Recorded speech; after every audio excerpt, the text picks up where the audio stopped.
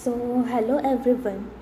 आज हम Gauss law एक लास्ट टॉपिक है लेसन नंबर 1 का। तो गॉस लॉ और गॉस लॉ क्या है, उसके एप्लीकेशंस क्या है, ये सब देखने वाले इस लेसन में। So welcome to PACD। Okay, so let's start. अब गॉस लॉ क्या कहता है, देखो गॉस लॉ बताता है कि the net electric flux through a closed surface is 1 upon epsilon naught times the net charge enclosed by the surface। मतलब Gauss law particularly electric flux के बारे में बताता है। इलेक्ट्रिक फ्लक्स क्या होता है हमने पढ़ा था पिछली क्लास में। इलेक्ट्रिक फ्लक्स मतलब suppose this is an area, so इसमें इलेक्ट्रिक फील्ड लाइक 1 2 एंड 3 4, ये जो ब्लू कलर की लाइंस है वो इलेक्ट्रिक फील्ड को रिप्रेजेंट कर रही है। तो अब बताओ कि इलेक्ट्रिक फ्लक्स कितना होगा। Like suppose this is closed surface and this is electric field lines, then electric flux क्या होगा। इलेक्ट्रिक फ्लक्स मतलब कि total number of electric field lines enclosed in closed area. Then इधर इलेक्ट्रिक फील्ड लाइंस कितनी closed है, 2 है, और जो क्लोज नहीं है ये पकड़ने नहीं है। ओके, इलेक्ट्रिक फ्लक्स में इलेक्ट्रिक फ्लक्स कितनी हो गई, 2 हो गई इस केस में। तो यही बताता है गॉस लॉ इलेक्ट्रिक फ्लक्स के बारे में। ओके, तो गॉस लॉ बताता है फ्लक्स के बारे में। वो ये कहता है कि the net electric flux through a close surface is 1 upon epsilon naught times the net charge enclosed by the surface. मतलब एक क्लोज सरफेस लिया और उस क्लोज सरफेस में जो टोटल चार्ज है इनसाइड द क्लोज सरफेस, जो क्लोज सरफेस के इनसाइड में जो चार्ज है उसका total divide by epsilon naught. Epsilon naught क्या है, it is a capability to permit an electric field. Okay, epsilon naught क्या है, it is a capability to permit an electric field. Okay, so Gauss law क्या बताता है, phi is equals to Q enclosed upon epsilon naught, यही बताता है Gauss law. ये समझ में आ गया। अब देखो ये फॉर्मूला यही बताया, phi is equals to Q enclosed upon epsilon naught। अब suppose this is an closed area, okay, and इस क्लोज्ड एरिया में चार्ज है +Q जो कि है मिड पॉइंट पे, सेंटर पे। ओके, अब देखो consider +Q charge located at point O in the space. Imagine a spherical Gaussian surface of radius R, okay, around O। So let's suppose ये जो पॉइंट O है इस पे +Q का चार्ज बैठा है, और ये जो स्पेरिकल सरफेस है ये गॉसियन सरफेस है। गॉसियन सरफेस मतलब क्या, एक इमेजिनरी सरफेस जिसका डिस्टेंस इक्वल हो, मतलब पॉइंट चार्ज का और distance of Gaussian surface. Like ये पॉइंट चार्ज है, ओके, +Q पॉइंट O पे बैठा है, और इस इधर से इधर तक जो डिस्टेंस है वो इक्वल होगा। किसी भी पॉइंट पे देखो, सर्कल पे किसी भी पॉइंट पे देखो, ये सर्कल नहीं है, स्पेरिकल है। 3D में देखा जाए तो स्पेरिकल होगा। ओके, अब देखो ये किसी भी पॉइंट पे देखो, इधर देखो या इधर देखो, ये सब कैसा होगा, इक्वल डिस्टेंस पे होगा इस पॉइंट से। सो गॉसियन सरफेस क्या होगा, एक इमेजिनरी सरफेस होगा। ओके, इसमें हमने स्पेरिकल गॉसियन सरफेस इमेजिन किया है। अब देखो, consider small surface area ds as shown in figure. हमें कंसिडर करना है एक surface area, small surface area, like we have suppose this area. आप यहाँ पे भी ले सकते हो, यहाँ पे भी लिख सकते हो, यहाँ पे भी लिख सकते हो, बट हमने इधर लिया है। ओके, और एरिया वेक्टर कैसा होगा, इस डायरेक्शन में होगा। ओके, अब देखो हमें क्या निकालना है, इलेक्ट्रिक फ्लक्स निकालना है। पहले इलेक्ट्रिक फ्लक्स निकालना है। ओके, और ये जो है Q अपॉन एप्सिलॉन नॉट, ये प्रूव करना है हमें। ओके, इलेक्ट्रिक फ्लक्स के थ्रू। अब इलेक्ट्रिक फ्लक्स का फॉर्मूला क्या होता है, E dot D S. E dot D S मतलब ई ए कॉस थीटा, डॉट निकाले तो कॉस थीटा आएगा।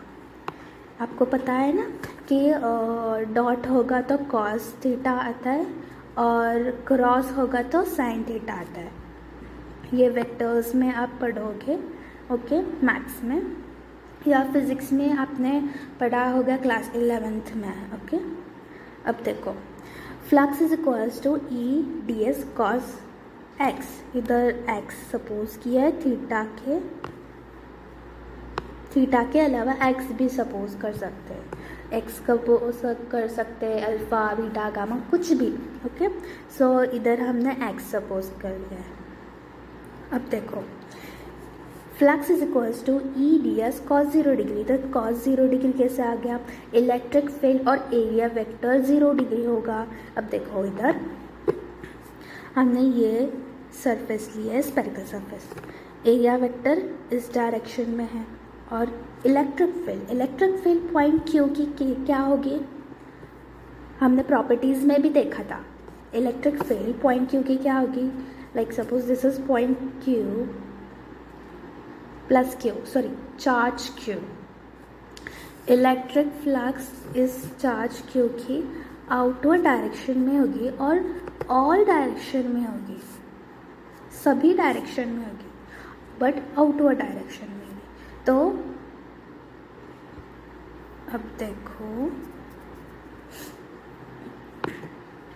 देखो इधर इलेक्ट्रिक फील्ड इस डायरेक्शन में भी होगी, इस डायरेक्शन में होगी, इस डायरेक्शन में भी होगी, इस डायरेक्शन में भी होगी, इस डायरेक्शन में भी, सभी डायरेक्शन में इलेक्ट्रिक फील्ड होगी।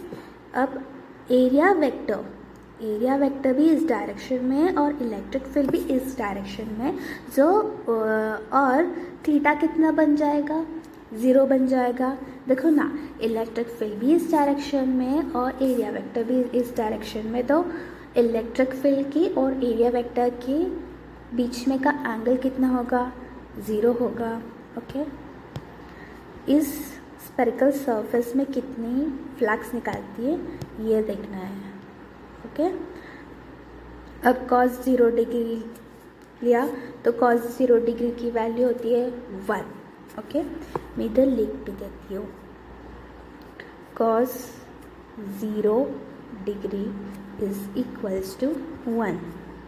ओके, cos 0 डिग्री 1 हो गया तो flux is equals to E D S as the surface is made up of the number of small elements through entire surface is given by Gauss law। अब देखो ये हमने ds जो element लिया है, ये जो ds लिया है, ये स्मॉल सरफेस के लिए लिया है, स्मॉल सरफेस हमने लेट किया था। तो इस पूरे स्फेरिकल सरफेस में कितनी फ्लक्स होगी, वो इंटीग्रेशन ऑफ ds हो जाएगा। समझ में आ रहा है? देखो ये हमने एक सरफेस लेट किया है और हमें इस पूरी सरफेस का, इस पूरी गॉसियन सरफेस का इलेक्ट्रिक फ्लक्स निकालना है।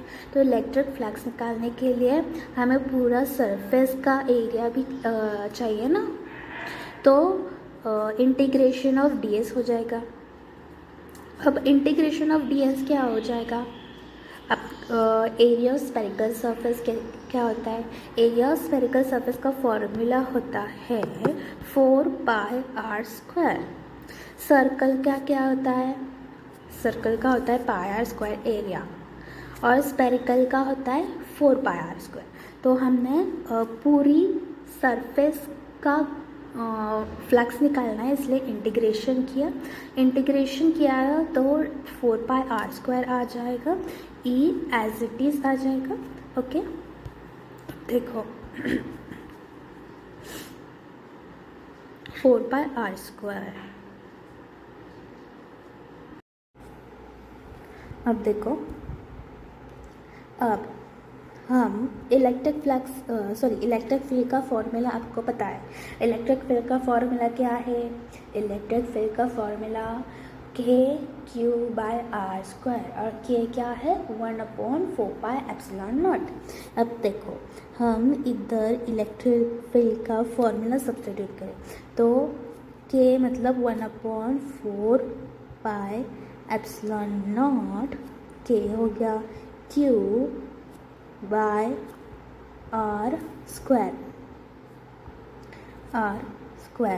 और ये 4 पाई आर स्क्वायर इधर है, सॉरी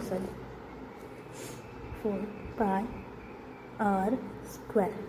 अब देखो, आर स्क्वायर से आर स्क्वायर कैंसिल हो गया, पाई से पाई, 4 से 4 कैंसिल हो गया, क्या बच गया? Phi is equals to Q, ये Q, हाँ, और ये एप्सिलॉन नॉट बच गया, Q/ε0।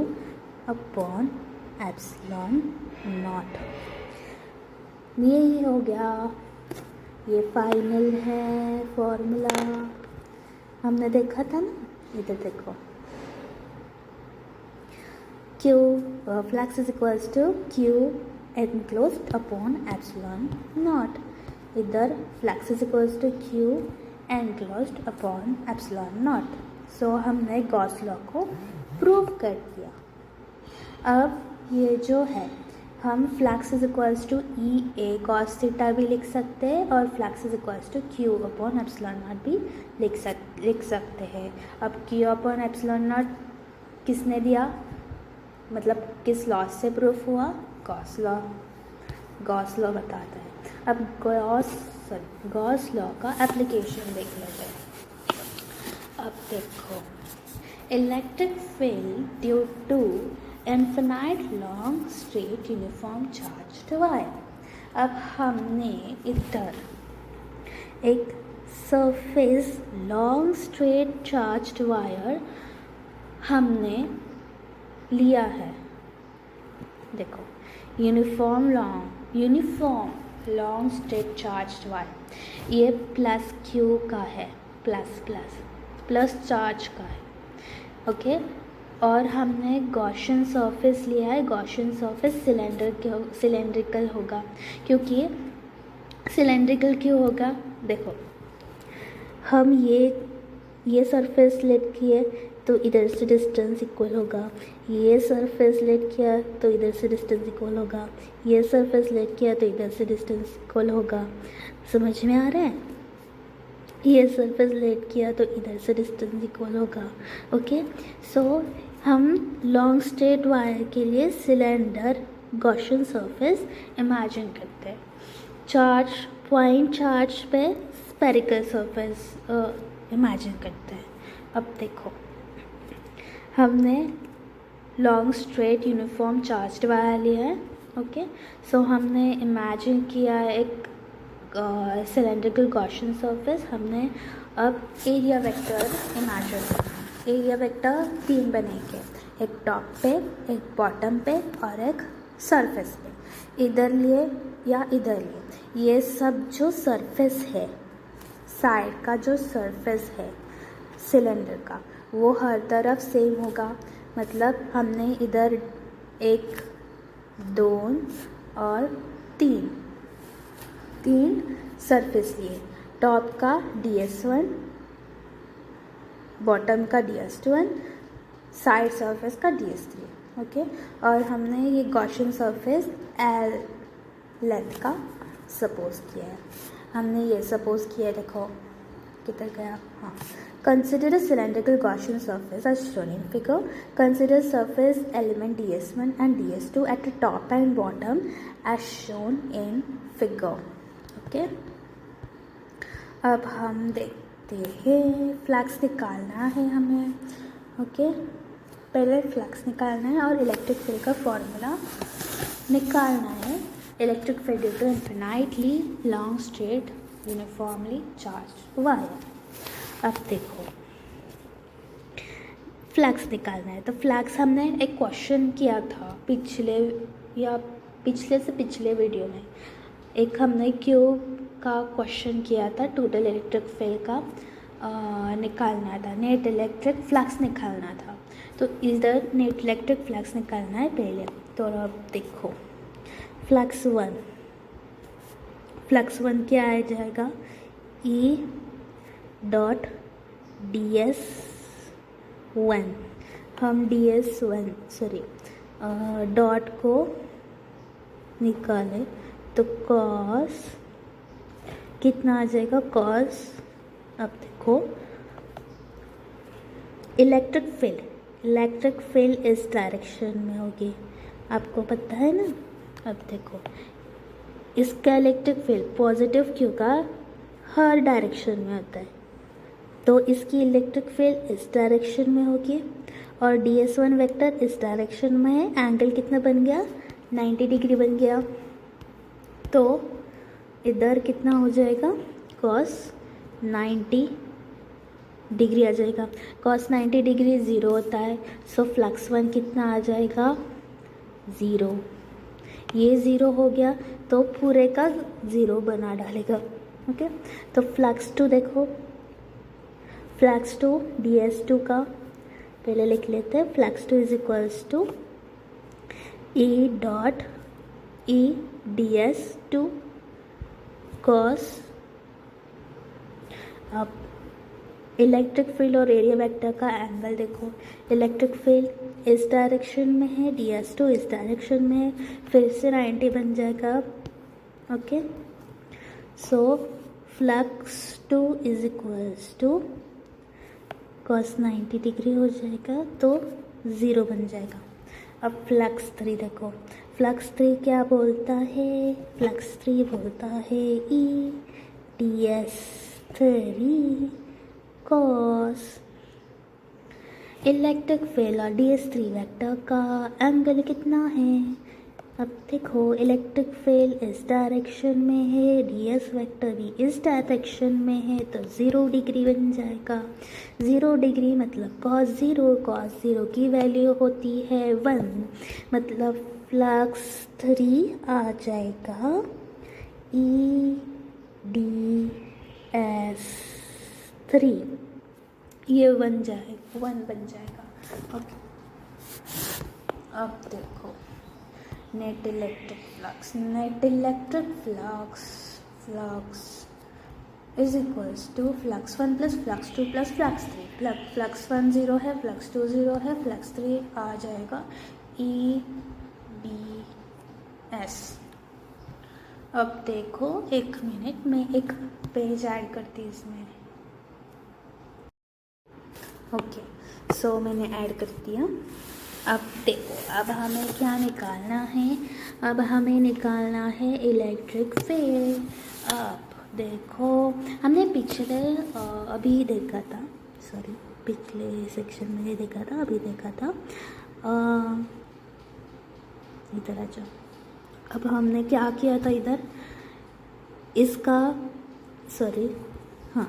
इसका स्मॉल वेक्टर लिया था, बट हमें पूरे स्फेरिकल सरफेस का निकालना, तो हमने इंटीग्रेशन ऑफ ds किया था. तो इधर सेम वैसे ही निकालना है. इधर क्या करना होगा, ये जो है ds3. अब देखो, इसका 0 होगा इलेक्ट्रिक फ्लक्स. तो ये जो स्फेरिकल सरफेस है, ये जो गोल सरफेस है सिलेंडर का, तो इसमें पूरे का निकालना है. तो इंटीग्रेशन ऑफ ds3 हो जाएगा. इंटीग्रेशन ऑफ ds3 क्या हो जाएगा, curve surface area of cylinder क्या हो जाएगा 2πr_l. 2πr_l. L is the length of cylinder, R is the radius and 2π is 2π. Okay. अब देखो flux is equals to E integration of ds. Integration of ds का क्या हो जाएगा E 2πr_l. अब हमने पढ़ा था कि फ्लक्स क्या होता है. Flux by Gauss law, flux is equals to Q upon epsilon naught. हम इधर Q अपॉन एप्सिलॉन नॉट को रिप्लेस करते. Flux is equals to flux के जगह Q upon epsilon naught. Epsilon naught is equals to E. जी कितना गंदा निकाला है मैंने. E 2πr_l. अब हमें इलेक्ट्रिक फील्ड निकालनी है. इलेक्ट्रिक फील्ड निकालने के लिए 2πr_l को उधर शिफ्ट करना पड़ेगा. अब देखो Q को हम λL भी लिख सकते हैं. पता है ना चार्ज डिस्ट्रीब्यूशन. कुछ याद आ रहा है क्या. Uniform charge distribution of length होगा. नहीं याद आ रहा. ठीक है मैं बताती हूँ. एक स्ट्रेट वायर होगी तो यूनिफॉर्म चार्ज डिस्ट्रीब्यूशन का क्या होगा Q क्या रिप्रेजेंट करता है चार्ज डिस्ट्रीब्यूशन को लैम्डा से रिप्रेजेंट करते हैं. और ये Q/L होता था. Linear charge distribution, uniform charge distribution है. Linear charge distribution lambda is equals to Q/L होता था. वॉल्यूम चार्ज डिस्ट्रीब्यूशन क्या होता था sigma upon charge upon V होता था. सो वैसे इधर क्या है, इधर हमने लीनियर चार्ज डिस्ट्रीब्यूशन पकड़ा है तो इधर हम lambda is equals to Q/L लिख सकते हैं. और Q की वैल्यू क्या होगी, Q की वैल्यू होगी लैम्डा L. इधर L को शिफ्ट करें तो लैम्डा L होगा Q की वैल्यू. और Q से रिप्लेस कर दे. मेरे हाथ दर्द करने लगे. ओके Q से रिप्लेस करते हैं तो lambda L upon epsilon naught is equals to E 2πr_l. L से L कैंसिल. तो इलेक्ट्रिक फील्ड क्या आ जाएगी. इलेक्ट्रिक फील्ड हमें पेज की कमी हो रही है.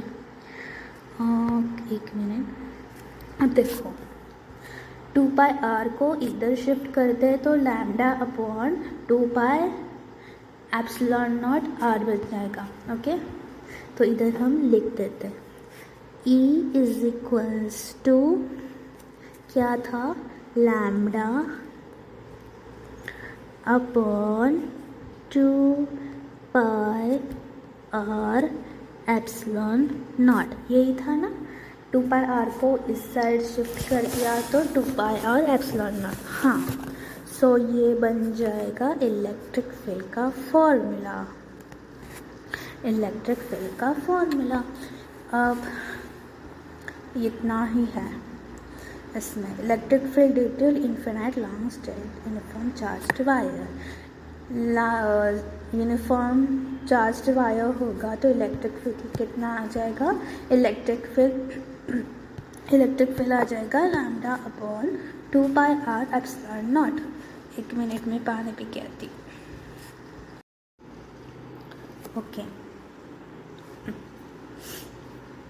ओके अब सेकंड एप्लीकेशन देख लेते हैं. सेकंड एप्लीकेशन में क्या है. Electric field due to uniformly charged infinite plane sheet.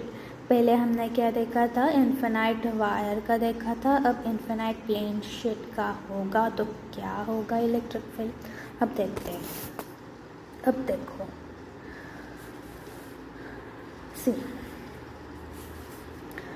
हमने पढ़ा था कि पॉइंट चार्ज का होगा तो गॉसियन सरफेस क्या होगा, स्फेरिकल होगा, एंड वायर होगा तो सिलेंडर होगा, सिलेंडर होगा। और अब इन्फिनाइट प्लेन शीट है तो इसका भी सिलेंडर होगा, बट वो हॉरिजॉन्टली प्लेस होगा, क्योंकि देखो ना इधर से electric field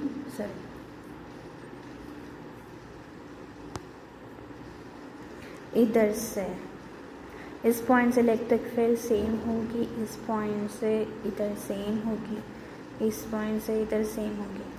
okay, radius through same हो जाएगी। देखो ना इधर से इधर सेम हो जाएगी। Okay, so let's start. अब इधर 3 एरिया वेक्टर निकाले, DA1 हो जाएगा, DA1, DA2, DA3। ओके, ये टॉप, ये बॉटम और ये सरफेस एरिया। ओके, अब इधर भी इलेक्ट्रिक फ्लक्स निकालना है। पहले नेट इलेक्ट्रिक फ्लक्स निकालना है, फिर इलेक्ट्रिक फील्ड निकालना है।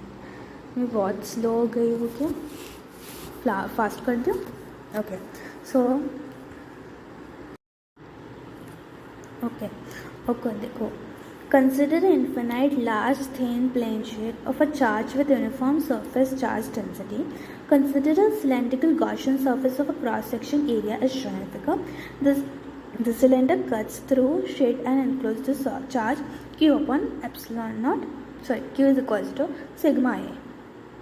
This is came by which formula? Surface charge density. Okay, अब हमें निकालना है फ्लक्स। अब फ्लक्स कैसे निकालते हैं देखो, flux 1 is equals to E ds1 cos, same method है, सेम मेथड, सिर्फ हमें क्या देखना है, एंगल देखना है, एंगल पुट करना है, फ्लक्स के फॉर्मूला में नेट सबको ऐड कर देना है फ्लक्स, और जो फ्लक्स आ जाएगा उसको Q अपन एप्सिलॉन नॉट का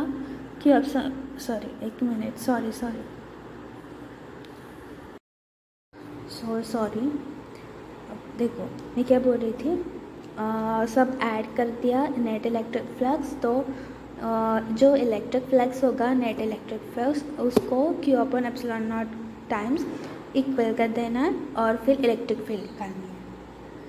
ओके, तो फ्लक्स 1 का एंगल देखो, फ्लक्स 1 का एरिया वेक्टर और इलेक्ट्रिक फील्ड का एंगल क्या हो जाएगा, देखो प्लेन शीट की इलेक्ट्रिक फील्ड इस डायरेक्शन में है, एरिया वेक्टर भी इस डायरेक्शन में है, कितना बन जाएगा एंगल, 0 बन जाएगा, है ना। तो cos 0 is 1, therefore flux 1 is equals to E ds1। Flux 2 क्या हो जाएगी, flux 2 is equals to E ds2 cos कितना बन जाएगा, एंगल, इलेक्ट्रिक फील्ड इस डायरेक्शन में, एरिया वेक्टर भी इस डायरेक्शन में, तो cos 0 बन जाएगा, एंगल 0 बन जाएगा। तो cos 0 की वैल्यू 1 होगी, तो फ्लक्स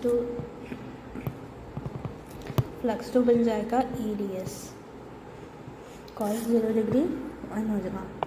फ्लक्स 3 कितना हो जाएगा,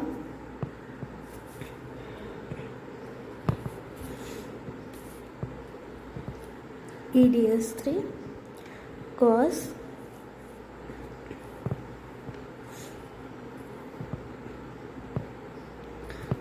इलेक्ट्रिक फील्ड इस डायरेक्शन में, एरिया वेक्टर इस डायरेक्शन में, एंगल बन जाएगा 90 डिग्री। समझ में आ रहा है ना, देखो सॉरी देखो, एरिया वेक्टर ऊपर है, इलेक्ट्रिक फील्ड इस डायरेक्शन में, प्लेन शीट का प्लेन शेप का इलेक्ट्रिक फील्ड इस डायरेक्शन में, इस डायरेक्शन में, इस डायरेक्शन में, सब डायरेक्शन में होगा। तो इलेक्ट्रिक फील्ड इस डायरेक्शन में, एरिया वेक्टर इस डायरेक्शन में, तो एंगल बन जाएगा 90 डिग्री। तो cos 90 डिग्री कितना हो जाएगा? cos 90 डिग्री 0 होता है, तो फ्लक्स 3 बन जाएगा, फ्लक्स 3 बन जाएगा 0। अब नेट इलेक्ट्रिक फ्लक्स निकालें तो flux 1 plus flux 2 plus flux 3 करें। ई डी एस वन और ई डी एस टू को एक ही करें।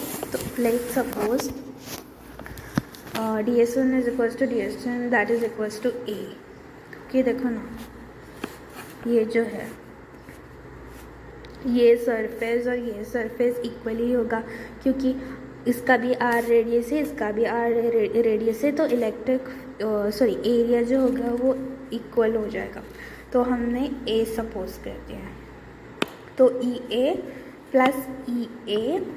प्लस 0 कितना बन जाएगा? 2EA बन जाएगा, 2EA बन जाएगा। ओके,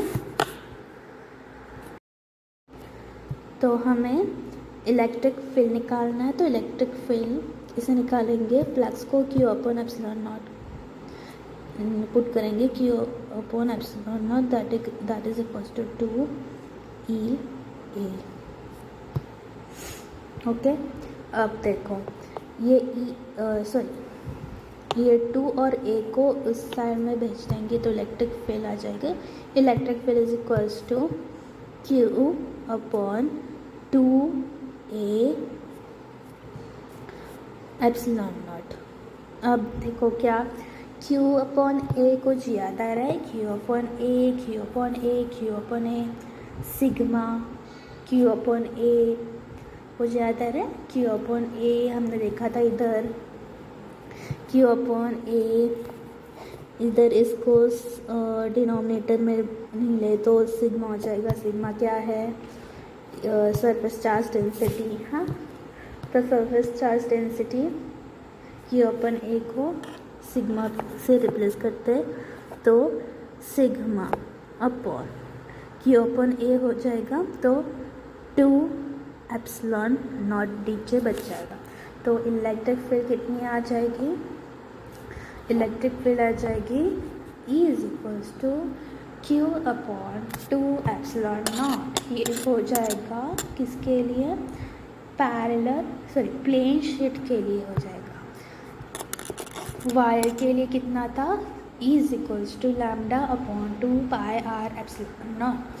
प्लेन शीट के लिए कितना हो जाएगा? E is equals to sigma upon 2 epsilon naught. अब स्पेरिकल सरफेस का देखते हैं। स्पेरिकल सरफेस का बहुत ईजी है। स्पेरिकल सरफेस का क्यों ईजी है? क्योंकि इसमें 2 केस बनते हैं, और 2 केस में पहले केस में तो डायरेक्ट फ्लक्स 0 बन जाता है, और सेकेंड केस में तो इलेक्ट्रिक फील्ड का जो पहले हमने फॉर्मूला पढ़ा था वही same to same as it is इधर आता है। अब देखो, electric field due to uniformly charge thin spherical shell. अब हमें क्या? केस फर्स्ट, केस 2 केसेस है, बहुत सिंपल है। देखो, कॉन्सेंट्रेट करो, आपको बहुत इजी लगेगा। अब देखो, consider a thin spherical shell of a radius r as shown in figure. हमें सरफेस ये जो स्पेरिकल सरफेस है उसकी रेडियस आर सपोज की है, और जो ये स्पेरिकल सरफेस है उसका positive charge, uniformly positive charge है। अब हमें गॉसियन सरफेस लेट करना है, तो स्पेरिकल शेल का क्या गॉसियन सरफेस बन जाएगा? सोचो, गॉसियन सरफेस का क्या स्पेरिकल शेप बन जाएगा? मैं ड्रॉ कर देती हूँ, तब आप कमेंट्स में लिखो क्या स्पेरिकल शेप बन जाएगा। ये बन जाएगा, ये बन जाएगा, ये बन जाएगा, क्या ये बन जाएगा? नहीं, ये बन जाएगा ना। कलर हम अलग लेते हैं ना, ठीक है, तो हमने देखा स्फेरिकल शेप बन जाएगा, और जब स्फेरिकल शेप होगा, अब देखो गॉसियन सरफेस हमने लेट किया है स्फेरिकल शेल के अंदर। अब स्फेरिकल शेल के अंदर तो चार्ज नहीं है, क्योंकि चार्ज तो सरफेस पे चार्ज है, सरफेस पे चार्ज है, कितना पॉजिटिव चार्ज है। तो सरफेस के अंदर हमने गॉसियन सरफेस लेट किया है पहले केस में। अब देखो फ्लक्स क्या होता है, by Gauss law flux is equals to q enclosed, q internal upon epsilon naught. अब क्यू इंटरनल क्यू एनक्लोज्ड क्या हो जाएगा, गॉसियन सरफेस पे देखो इधर क्यू या इधर क्यू कितना हो जाएगा, नेट क्यू क्या है, ज़ीरो है ना, क्यू ज़ीरो है ना, क्योंकि देखो ना ये स्फेरिकल शेल है जो कि पॉजिटिव चार्ज की है, और इस स्फेरिकल शेल के अंदर हमने गॉसियन सरफेस निकाला, इमेजिन किया। तो गॉसियन सरफेस के अंदर तो क्यों चार्ज है ही नहीं, चार्ज प्रेजेंट नहीं है, तो क्यू क्या हो जाएगा, क्यू ज़ीरो बन जाएगा। क्यू ज़ीरो बन जाएगा तो फ्लक्स डायरेक्ट ज़ीरो, फ्लक्स कितना बन जाएगा, ज़ीरो। ये हमने किधर से निकाला, गॉस लॉ से। ये हो गया केस फर्स्ट, जबकि हमने Gaussian surface inside the spherical shell निकाला। Let's suppose this radius is small r, this is for r is less than r। Okay, अब देखो केस सेकेंड में क्या होगा, r is greater than r। अब हम गॉसियन सरफेस किधर से निकाल लेते हैं, हम गॉसियन सरफेस बाहर निकालेंगे। अब इसकी रेडियस हमने लेट सपोज हमने क्या लेट की है, हमने लेट की है small r।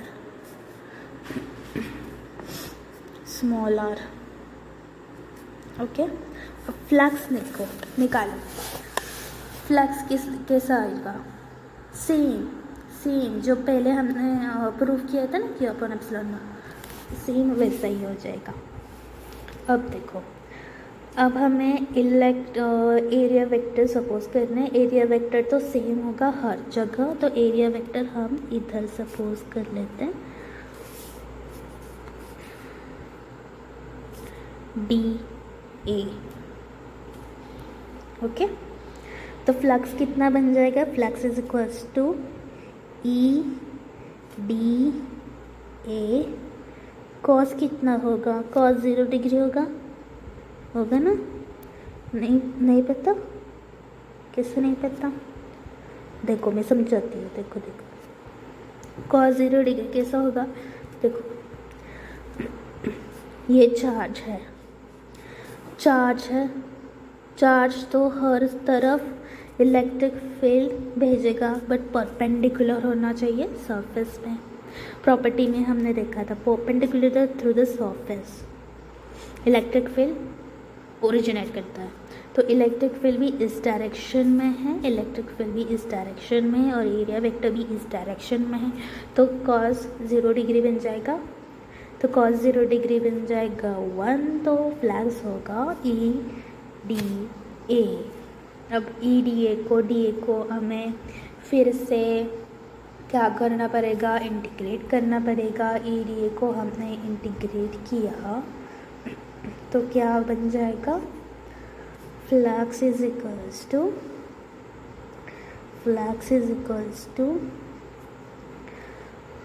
E into 4 pi r square, है ना, 4 पाई r स्क्वायर बन जाएगा ना। अब देखो हमें इलेक्ट्रिक फील्ड निकालनी है, फ्लक्स को क्या रखना पड़ेगा, Q अपन एप्सिलॉन रखना पड़ेगा ना। तो Q upon epsilon naught that is equals to E 4 pi r square. अब 4 pi r square को इधर निकाल लेके आओ तो E इज इक्वल्स टू क्या है, Q upon 4 pi r square epsilon naught. अब देखो 4 pi r स्क्वायर इधर लिखा रहा है, Q अपन एप्सिलॉन नॉट तो इधर था। अब क्या समझ में आ रहा है इस फॉर्मूले को देख के? 4 pi r स्क्वायर, ओके देखो 4 pi epsilon naught 1 upon 4 pi epsilon naught क्या होता है, K होता है। Q as it is 1 upon 4 pi epsilon naught तो K में बन जाएगा, तो नीचे क्या बचेगा, r square, KQ by r square आ गया। तो ये है electric field through the spherical shell, जबकि गॉसियन सरफेस हमने बाहर निकाला। गॉसियन सरफेस हमने अंदर निकाला होता तो फ्लक्स कितना आता, फ्लक्स आता 0, तो इलेक्ट्रिक फील्ड भी 0 बन जाती। अब हमने क्या देखा था, प्लेन शेड के लिए कितनी इलेक्ट्रिक फील्ड बन गई कि E is equals to Q upon sigma upon 2 epsilon naught. और वायर के लिए E is equals to lambda upon 2 pi r epsilon naught. तो यही है सब Gauss law and Gauss law के application. Thank you so much. आपको समझ में आ गया होगा तो लाइक कर दो, सब्सक्राइब भी कर दो, और जो नोट्स है वो मैं टेलीग्राम चैनल PACD में भेज दूँगी, तो ज्वाइन कर लेना। बाय बाय एंड सॉरी कुछ डिस्टर्बेंस आई हो तो बाय, थैंक यू।